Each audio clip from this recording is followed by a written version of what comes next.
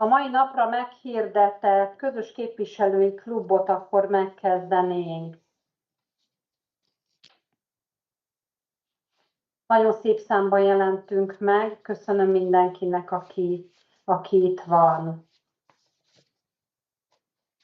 A közös képviselői klubban meghirdetett programot jó magam fogom felvezetni. Aki még nem ismer, bemutatkozom. Szabó Horváth Edina vagyok, a 13. kerület közszolgáltató NZRT megbízott kezelés és üzemeltetési osztályvezetője.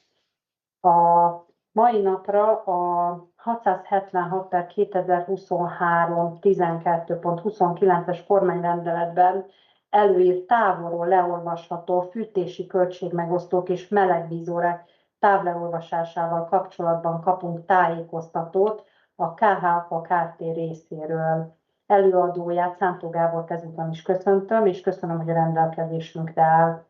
Az előadást követően mindenkinek a kérdésére előadónk örömmel válaszol, azonban kérem, hogy az előadás végén tegyék fel kérdéseiket kézemeléssel jelezve, így mindenkinek sorban szót tudok adni. A Kft. Biztosított minket arról is, hogy a tájékoztatót megküldi társaságunk felé, így azt az anyagot írásban is későbbiekben meg tudjuk az önök részére küldeni. Én kérem önöket, hogy az előadás alatt mindenki a mikroportját és a telefonját némítsa le, hogy ezzel az előadást ne zavarjuk. Ezúton akkor felkérném Szántó Gábort, hogy a beszámolóját tartsa meg nekünk, és akkor utána pedig a kérdésekre válaszolunk. Van ezzel kapcsolatban előzetesen valakinek valami kérdése? Köszönöm, akkor köszöntöm Szántó Gábort, és akkor várjuk a beszámolóját. Rendben, köszönöm szépen, üdvözlök mindenkit, köszönöm szépen a meghívást. Gyakorlatilag akkor ugye már megbeszéltük, hogy mi is lesz a fő csapásirány, mi lesz a témája ennek az előadásnak. Én készültem egy kis prezentációval, amit itt meg is osztanék gyorsan. Nem tudom, hogy látják? Igen, köszönjük. Igen, látszik. Várjunk, így. Oké, rendben van. Hát köszönöm szépen a meghívást, én Szántó Gábor vagyok, a KHAPA-nak a műszaki értékesítése. Hozzám tartozik ezek a távololvasási rendszerek, hőmennyiségmérők, rádiós vízórák és gyakorlatilag minden, ami érintett ebben a kormányrendeletben. És akkor én már kaptam egy ilyen kis rövid sorvezetőt gyakorlatilag a kollégánőtől, hogy miket kéne, milyen témákat kéne érinteni, ezeken mennénk végig. Bemutatnám, itt nem tudom, ha kicsit arrébb csúszik, itt mögöttem lehet látni ezt, egy ilyen kis panelt, amin azt gondolom, hogy elég jól lehet majd prezentálni, hogy a valóságban ezek hogy néznek ki, illetve talán így könnyebben elképzelhetővé válik, hogy milyen lehetőségek vannak, milyen műszaki megvalósításokra van lehetőség. Kezdjünk is bele akkor. Jó. Hát ugye a téma aktualitását gyakorlatilag maga a határidő adja, ami 2027. január 1-ével kell megvalósítani, mindazt, ami a kormányrendeletben szerepel, és hát ugyanaz még több, mint egy év, de hát tudjuk, hogy nagyon gyorsan repül az idő, és hát ugye nem utolsó sorban arról is van szó, hogy mivel hogy mindenkinek azonos határidők vannak, Eltűnt a hangja, Gábor. Igen, valaki elnémított engem, de aztán sikerült oldani.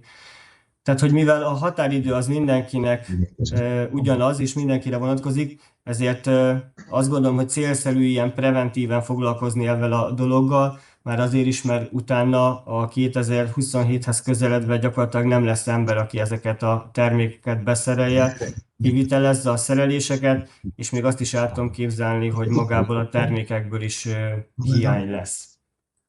Itt szokott lenni a plusz. Jó, most lehet hallani? Hol itt látom az embereket, hol ott. Jó. Oké. Halljuk. Jó, rendben van. Miért fontos ez a közös képviselőknek és a tulajdonosoknak? Hát gyakorlatilag azt gondolom, hogy Az én olvasatomban egyébként elég pozitív ennek a kormányrendeletnek a kiírása. Én azt gondolom, hogy ilyen globális szinten, tehát országszinten mindenképpen az lenne a cél, hogy megtakarítást érjünk el. Tehát, hogy ezzel a monitorozási rendszerrel egyébként nagyon jól nyomon követhető az, hogyha esetleg az egyes házakban mondjuk valahol csőtörés van, vízelfolyás van, hiszen nagyon jól meghatározható, könnyen meghatározható, hogyha a főmérőnek az állása, a főmérőményt fogyasztás mondjuk szignifikánsan eltér az almérők fogyasztásának összegétől. Tehát én azt gondolom, hogy itt a jogalkotóknak a szándéka az mindenképpen pozitív volt. Kire vonatkozik gyakorlatilag ez a rendelet?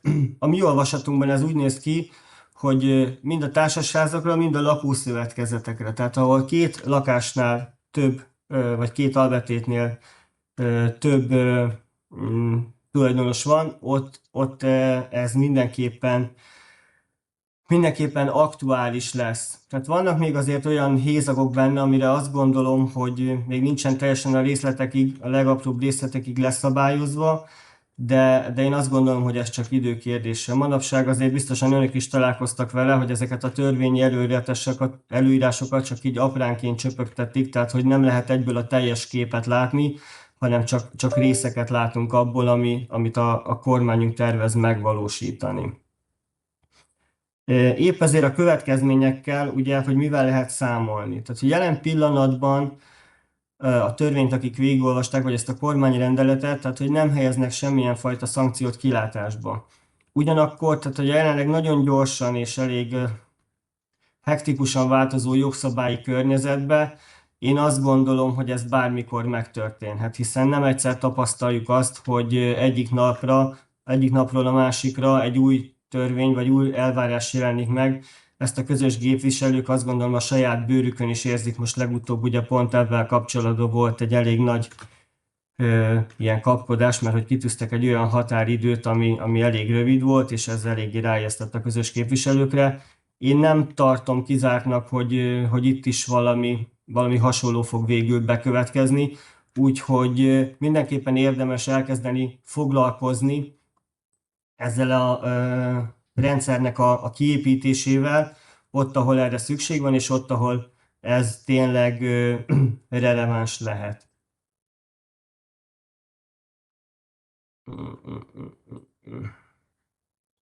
Nézzük tovább.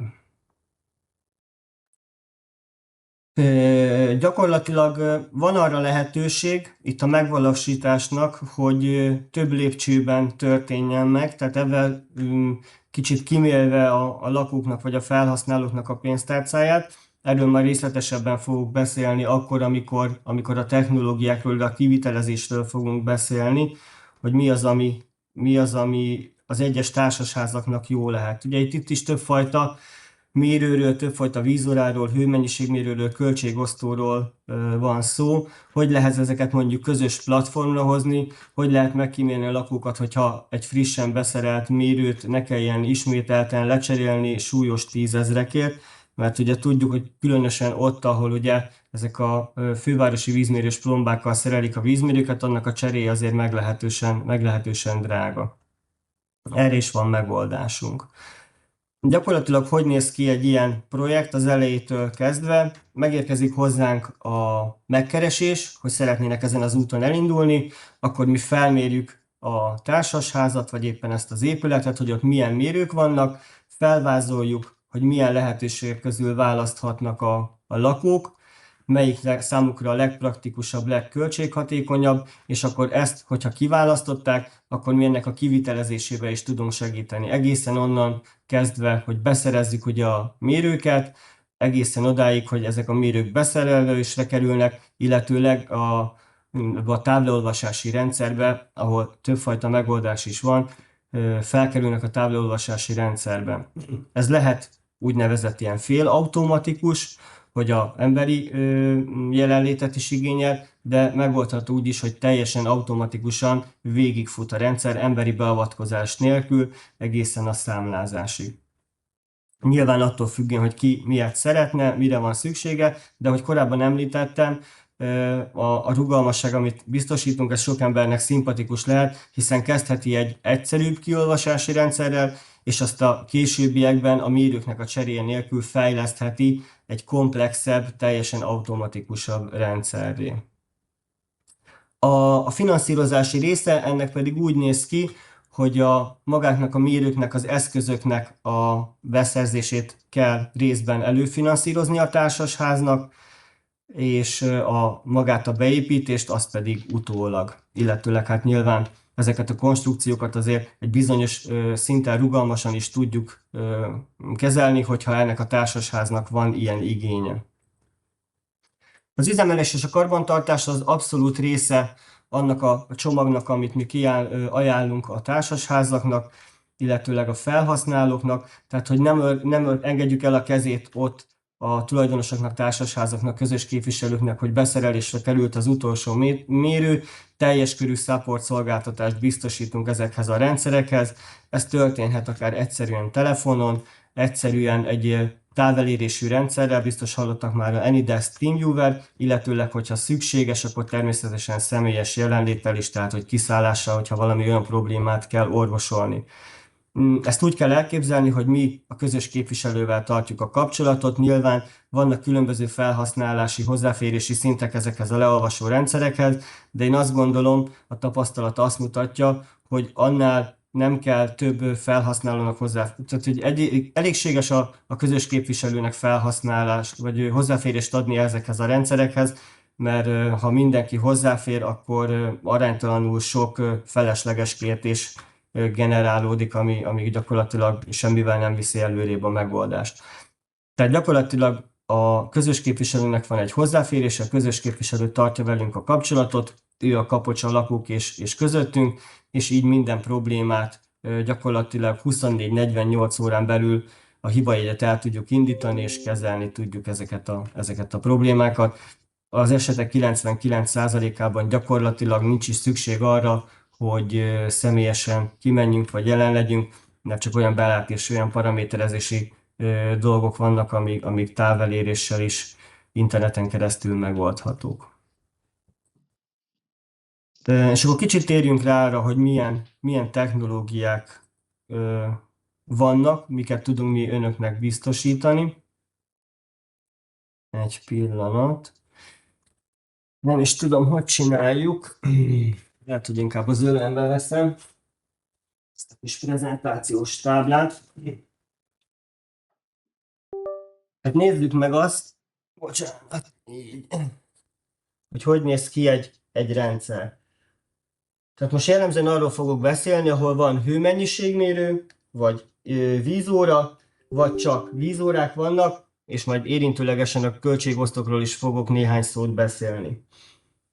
A táblaolvasási rendszernek talán a leghatékonyabb, legköltséghatékonyabb módszer vagy módja az, amennyiben a hőmennyiségmérők és a vízórák azok közel vannak egymáshoz, tehát hogy ezt fizikailag értem, akkor gyakorlatilag össze lehet kábelezni a vízórákat, össze lehet fizikailag kötni a hőmennyiségmérővel, és akkor a hőmennyiségmérő, amelyik rádiós, ezen keresztül ki tudjuk olvasni a hőfogyasztási adatokat, ki tudjuk olvasni a vízóra adatokat. És a táblaolvasásnál ez gyakorlatilag egy felhasználó, egy mérési pontnak számít, tehát ebből is tudunk spórolni a lakóknak. Itt ezek az órák gyakorlatilag impulzus jeladósok órák, tehát még az is elképzelhető, hogyha nem impulzus, vagy már impulzus jeladásra előkészített órák voltak, tehát táblaolvasásra előkészített órák voltak, akkor gyakorlatilag csak egy ilyen kupakot ráteszünk, ami a impulzus jelet szállítja, és akkor be lehet kötni a vízórát a hőmennyiségmérőbe, nincs szükség a mérőnek a cseréjére. Amennyiben a hőmennyiségmérő anyag a lakás egyik végében van, a vízórák pedig mondjuk a mosdóban vagy a mellékhelyiségben, és ugye fizikailag nem tudjuk összekötni, akkor rádiós vízórákat tudunk betenni, és ugyanúgy ki tudjuk olvasni, mint a hőmennyiségmérőket. Ezek ugyanolyan kommunikációs csatornákon működnek, tehát hogy nem kell mindegyikhez külön kiolvasó szoftver, gyakorlatilag standardizálni lehet ezeket a kiolvasási folyamatokat. Vannak olyan órák is, amire utólag rá lehet tenni ezeket a rádiós megoldásokat, illetőleg vannak olyan termékeink is, ahol már integráltan, itt meg tudom mutatni, integráltan benne van a rádió a vízórába. Gyakorlatilag ez egy hagyományos vízóra, egy integrált rádióadóval ellátva, nagyon kényelmesen, könnyen telepíthetőek ezek a rendszerek.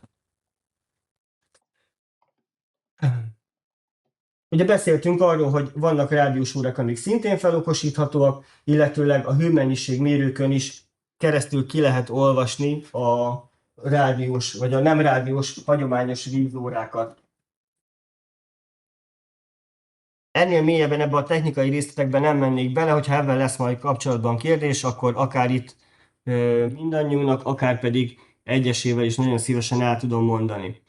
A kiolvasó rendszer az pedig úgy néz ki, hogy két irányt tudunk megkülönböztetni. Az egyik az úgynevezett sétálós megoldás, amikor egy laptopra, telefonra vagy egy tabletre csatlakoztatunk egy nagyon egyszerű kis USB antennát, meg is tudom mutatni, van itt nálunk.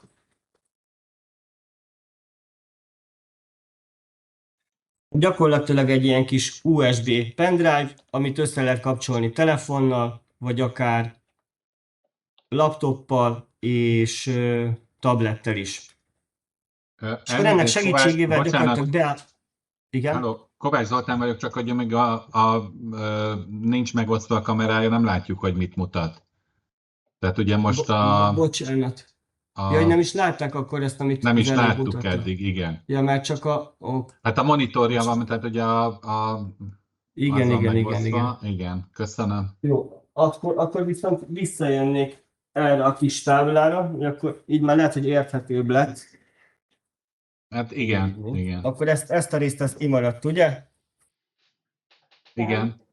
Jó, tehát hogy akkor még egyszer elmondva, amennyiben a hőmennyiség mérő és a vízórák közel vannak egymáshoz, mondjuk egy szervizszekrényben vannak, vezetékesen össze tudom őket kötni, és akkor gyakorlatilag a hőmennyiség mérőn, ami rádiós, ezen keresztül ki tudom olvasni a vízfogyasztást is. Nem szükséges a drágább rádiós órákat használnom, vagy beépítenem, illetőleg mutattam, hogy utólag is felszerelhetők impulzus jeladóval, tehát hogy az egyes órákat még csak cserélni se kell, mert különböző órákhoz lehet utólagosan impulzus jeladókat adni. Ennek feltétel az, hogy jeladásra előkészített, vagy távololvasásra előkészített órák kell, hogy be legyenek szerelve. Leginkább már csak ilyeneket lehet kapni, úgyhogy az esetek többségében ilyen van, úgyhogy nem szükséges az órákat cserélni, hanem csak egyszerűen egy ilyen kis kiegészítő alkalmazással rá tudom csatlakoztatni a hőmennyiségmérőre. Ha a vízóráink távol vannak a hőmennyiségmérőtől, vagy egyáltalán nincsen hőmennyiségmérőnk, csak vízóránk, akkor rádiós vízórákat használunk, amire vagy utólag teszünk, hogyha arra alkalmas az óra rádiós jeladót, vagy vannak olyan vízórák, amik eleve integráltan tartalmazzák ezt a rádióadót, és akkor gyakorlatilag a vízórák az egy hagyományos vízóra, ugyanolyan egyszerűen, praktikusan be tudom szerelni, és akkor ezek már távololvasásra alkalmasak. Jó.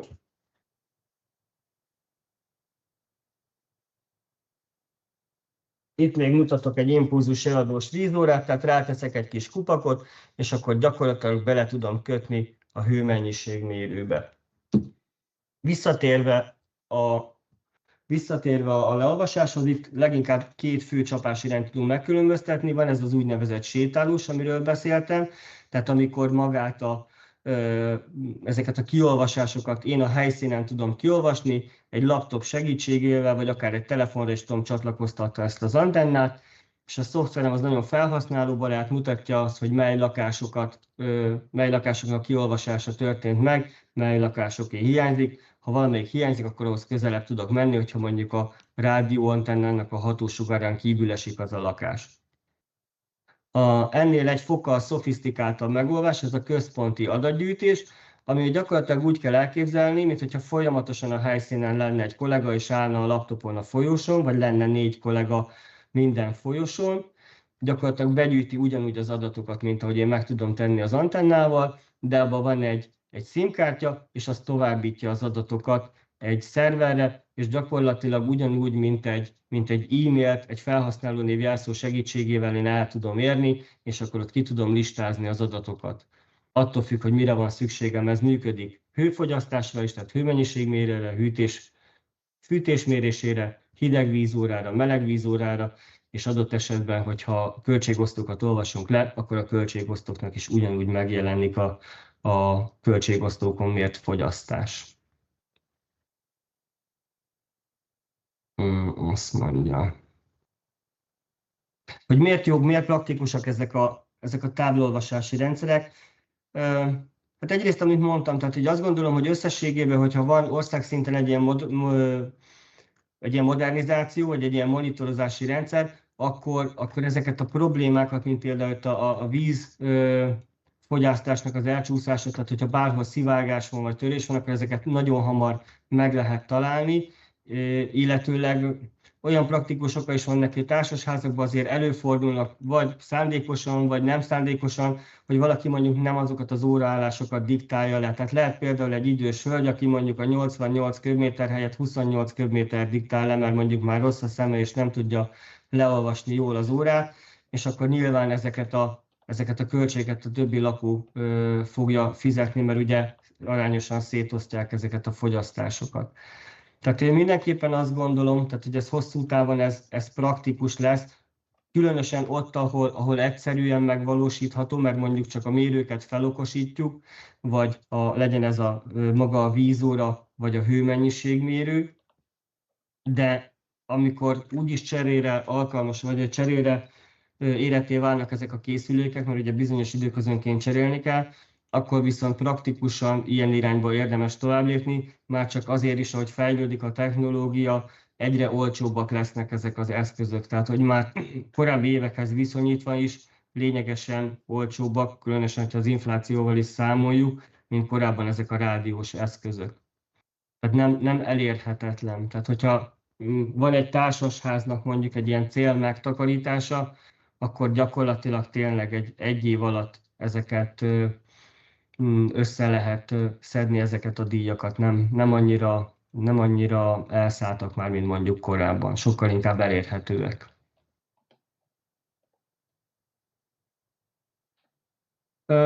Gyakorlatilag a táblaolvasásról, illetve lehetőségekről én hirtelen ennyit szerettem volna mondani, és várnám a kérdéseket akkor. Esetleg kész felemelésen, hogyha sokan jelentkezünk. Én Kovács Zoltán, nem tudom emelni a kezem, mert nincs kamerám. Én írásban is már elküldtem korábban a kérdést, nem tudom, hogy eljutott-e önhöz. Tehát csak igen. Az a kérdésem, hogy a víznél, tehát a meleg víznél én több olyan épületet is kezelek, ahol nincsen ugye cirkulációs rendszer, és távol van a hőközpont, tehát reggel, hogyha mondjuk a 6. emeleten föl kell valaki, az 10 percig folyatja a melegvizet, és az ugye neki bepörög a melegvízórába, és mondom, a jogalkotó arra nem gondolt, hogy ezt hogy kompenzálja, mert a távfűtésnél ugye vannak ilyen különböző szorzók, hogy felső lakás, alsó lakás, belső, külső. Tehát van olyan épületem is, ahol föl lett szerelve a vízóra, de az lett a megállapodás, hogy nem használjuk a melegvízórákat, hanem légköbméterre vagy négyzetméterre számolunk el ugyanúgy, és én azt nem tudom elképzelni, hogy ebbe az épületbe hogy fogom átverni azt, hogy a jogszabály előírja, de valaki mondjuk, nem tudom én, sokszorosát fogja kifizetni annak, igen, mint eddig, egy ilyen technikai malőr miatt, és nem tudjuk kialakítani a cirkulációs vezetéket.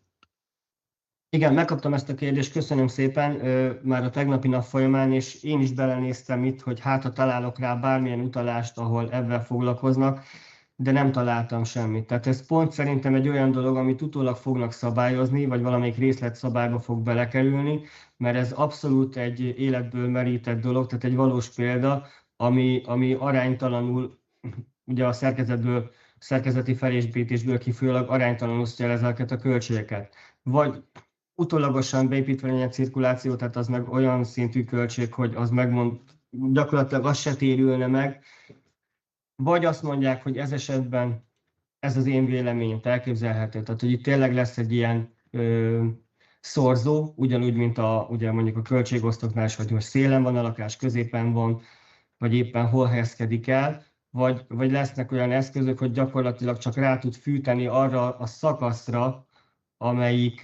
amelyik ugye mondjuk kiesik már, tehát mit tudom én, a 10 emeletes lakásnál, mint az a 3 felső szint, hogy nagyon soká érne oda a melegvíz, tehát hogy egy ilyen kiegészítő egység lesz, ahol ebben foglalkoznak, de hát annak az energiáját meg nem tudom, hogy ki fogja viselni. Tehát én nem akarok most itt találgatásokba menni, meg hogy ilyen műszaki meghatározást most itt bedobni, de ez valóban nincs benne. Nem tudok erre válaszolni egyenlőre. Én azt gondolom, hogy ennek a megoldása az a későbbiekben fog kiderülni. Jó, köszönöm szépen. Más valaki esetleg?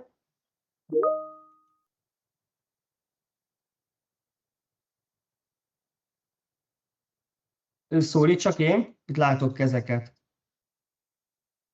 Akkor a Kraus... Szabó Andrea?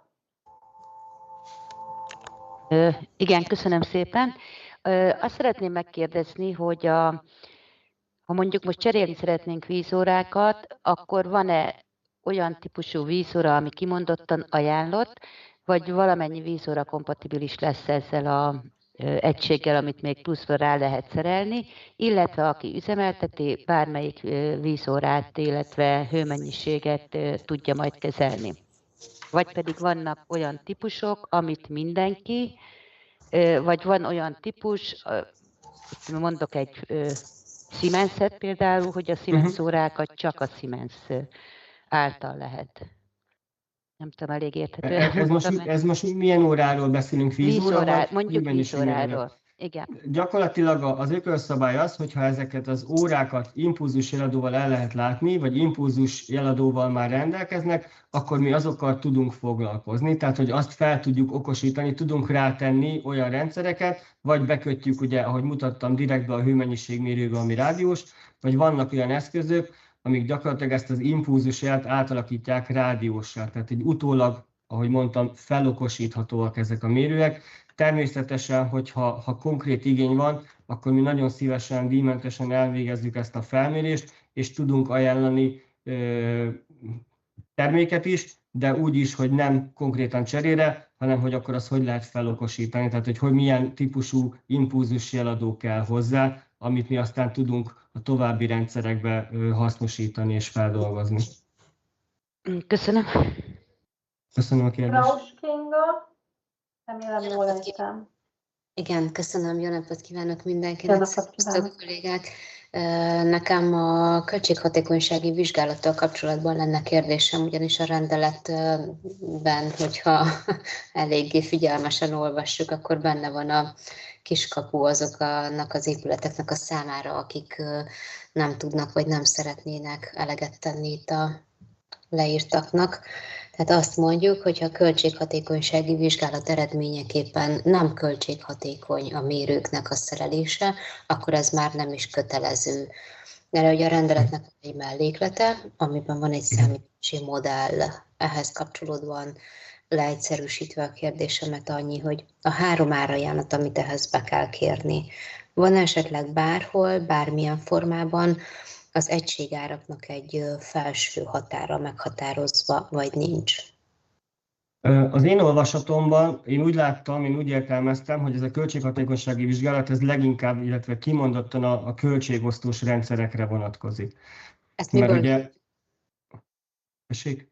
Bocsánat, ezt miből látjuk, hogy nem mindenre, hanem csak erre vonatkozik? Hát én ahogy elolvastam azt a részt, szerintem ott a költségosztókra vonatkozik ez a rendszer. Úgy szól, hogy már meglévő épületekben nem kell az egyedi fogyasztásmérőket és fűtési költségosztókat felszerelni. Tehát az egyedi fogyasztásmérőket és a költségosztókat.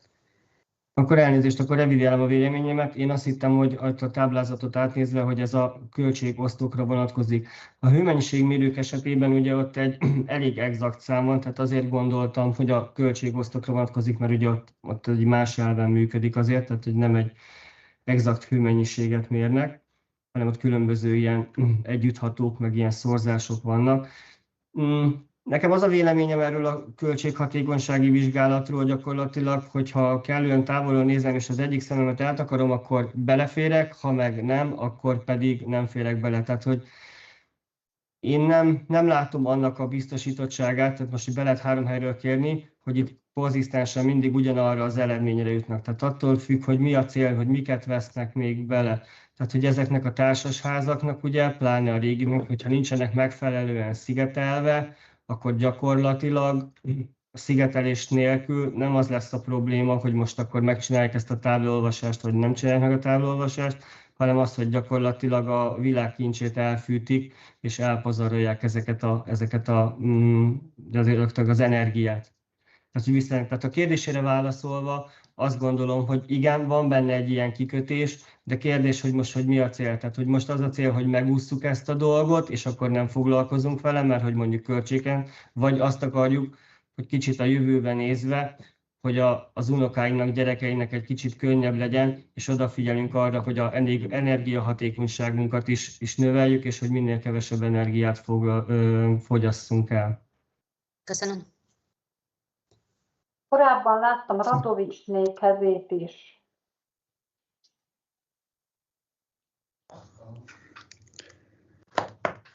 Jó napot kívánok! Üdvözlöm, jó napot kívánok! Én Zám Tibor vagyok a Preventa Kft-től, és az előzőhöz kapcsolódóan azért ott van egy táblázat, és a táblázat a hatékonysági számításnál. És a táblázat csak a fűtéssel foglalkozik, a melegvízről szó sincs a táblázatban. Tehát csak a melegvíz költségosztó adatait kéri, és csak a kiolvasásnak kell megtérülnie.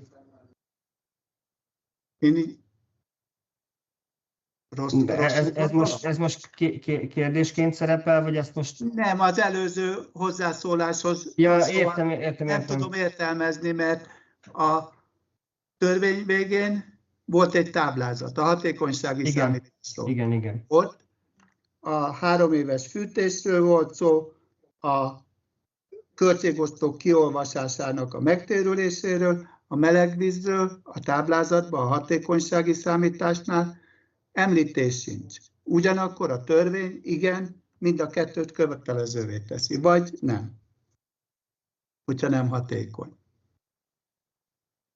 Igen, tehát ugye nem akarok most belemenni, nem tisztán, meg nem is vagyok jogász, tehát ezekben a jogi értelmezési kérdésekben az a probléma számomra, tehát hogy sokszor nem teljesen egyértelmű, hogy mi lesz az elvárás.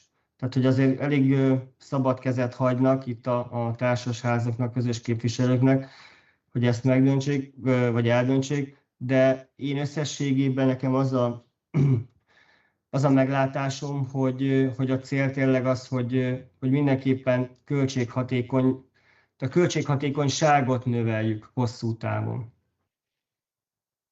Igen, csak most, ha lehetsz, vagy kicsit visszatekintünk, ugye ezek a panelprogramos megoldások is, tehát gyakorlatilag ezeknek a panelprogramokra ráköltött pénz, meg szigetelés, tehát az elkövetkezendő 20-30 évben fog nagyjából megtérülni. Tehát, hogy ilyen intervallumban gondolkodtak ott is, tehát nem az volt, hogy akkor ez most 5 éven belül megtérül-e vagy sem, hanem az volt, hogy hosszú távon tényleg egy olyan globális megoldást fejlesztenek, vagy építsenek ki, akár itt az országon belül is, ami összességében csökkenti az energiafelhasználást, a lakossági energiafelhasználást.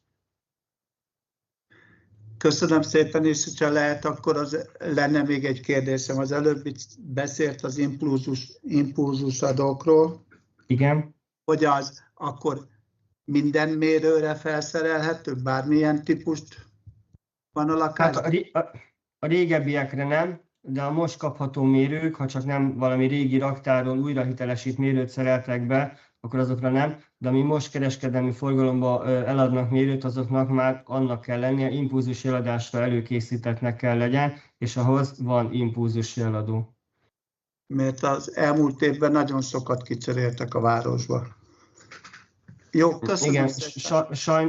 Sajnos találkoztam én is olyannal, és kicserélték új merékkel, és azok új mérők voltak, raktáron voltak, és újra vannak hitelesítve, tehát hogy azok 2024-es mérők, de valójában a gyártásuk korábban történt, és vannak olyan mérők sok helyen, ahol kicserélték, mindennek megfelel, de az nem jeladásra előkészített, tehát utólag nem lehet rátenni az impulzus jeladót, ilyennel is találkoztam.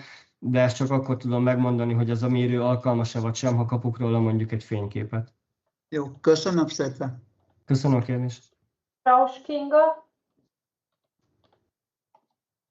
Elnézést, csak fönnmaradt. Kovács Zoltán, semmi gond. Igen, köszönöm a szót, hogy az előbb ugye, mint érintett így a melegvíz kapcsán, én is utána jártam, hogy én is csak azt találtam, hogy a fűtésköltségosztóra van ez a hatékonysági vizsgálat, tehát a megtérülés, tehát hogy ott van a kiskapu. Én úgy tudom, hogy a melegvízre nincsen kiskapu, de akkor majd én is még egyszer át fogom nézni ezt a dolgot, mert én úgy értelmeztem, hogy csak a fűtés költségmegosztásra van ez a lehetőség.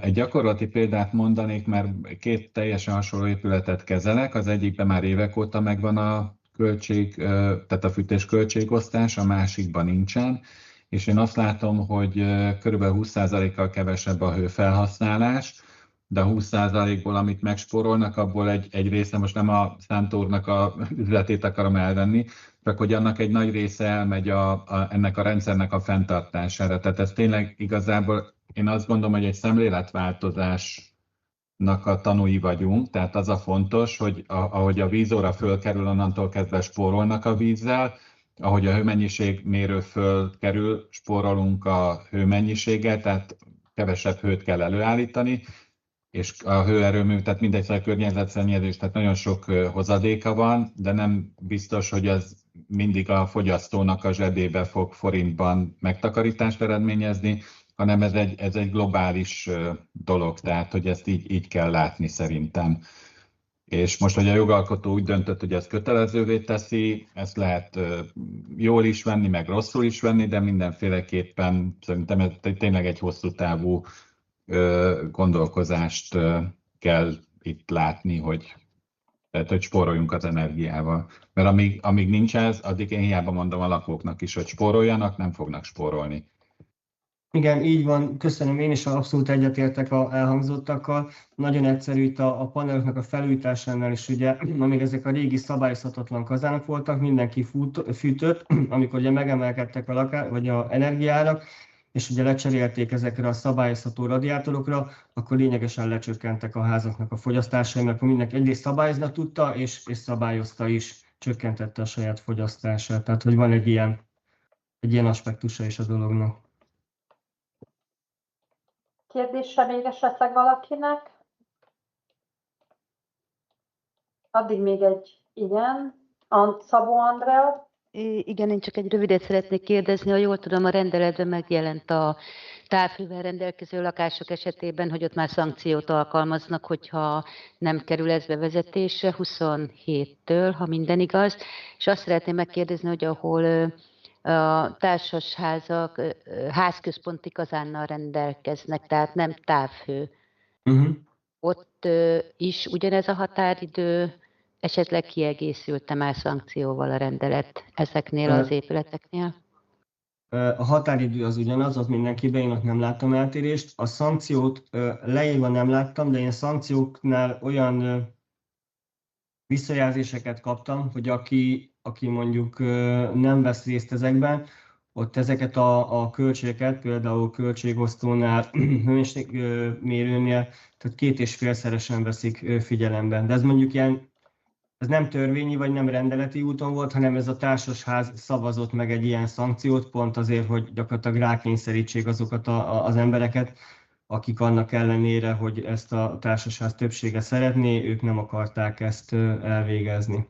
De mondom, ez egyedi eset volt, egy ilyenről hallottam. Köszönöm.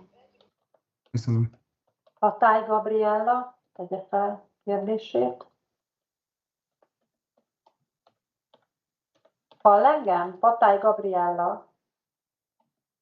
Igen, bocsánat, itt vagyok. Üdvözlöm. Köszönöm. Üdvözlök mindenkit. Azt szeretném megkérdezni, hogy ezeknek a távleolvasóknak, amit az előbb az előttem szóló is felvetett, hogy 2027.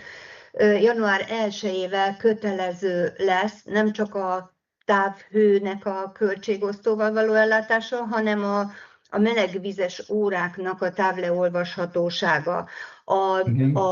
Bocsánat, ugye azt tudjuk, hogy volt egy pályázati lehetőség a költségosztók 100%-os állami támogatottságáról. Hát ezen mi is indultunk, bár nagyon nyögvenyelős, mert még mindig nem tudunk róla semmit, már nem tudom, hanyadik szűrőn keresztül Ez nem az a 5 milliárdos keretösszegű pályázat? Nem tudom, hogy pontosan mennyi volt, de ami úgy szól, hogy a társaságnak nem kell fizetni semmit, a költségosztós cég az, aki megfinanszírozza ezt az egészet, és majd ő fogja az államtól visszakapni.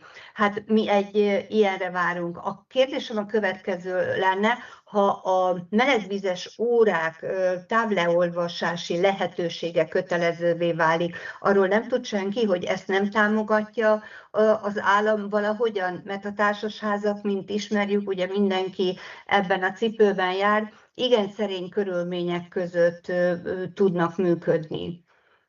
Egyelőre ezt szerettem volna. Köszönöm.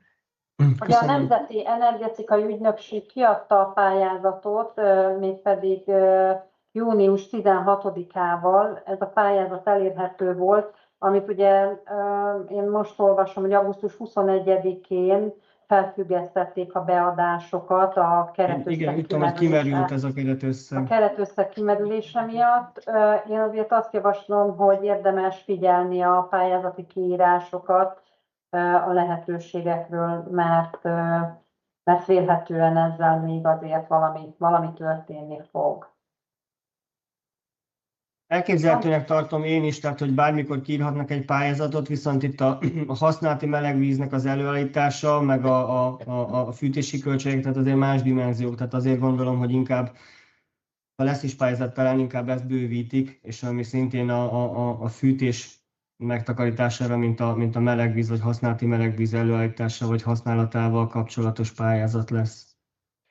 Szántó úrnak még én tennék fel egy kérdést, vagy csak megemlíteném, hogy ezt a 2,5-szeres szorzót, amit ön említett, az én tudomásom szerint a 2,5-szeres szorzó azt a távfűtő rendelkezése szerint használtuk, méghozzá a költségosztóval rendelkező lakásokban elfogyasztott hőmennyiségről beszélünk, illetve aki valamiért leszereli a radiátoráról a költségosztót, nem lehet mérhetővé tenni, ott szerepel az a 2,5-szeres szorzó, a legdrágább fűtési számlájú lakás árnak a 2,5-szeresét kell, hogy fizesse az, aki renitenskedik ezzel a költségosztóval. Igen, én nem mert ilyen alaposan hallottam, de... dimenzióban hozta, bocsánat. Igen, de hogy valószínűleg az a társasház, akiről én tudok, ott egyébként nem költségosztók voltak, hanem hőmennyiségmérők, de ugyanezt hozták, akkor valószínűleg innen merítettek vagy innen merítettek ötletet egyébként. Köszönöm. Akkor onnan jött ez az ötlet, vagy ez a szám. Köszönöm. Valakinek esetleg még kérdése?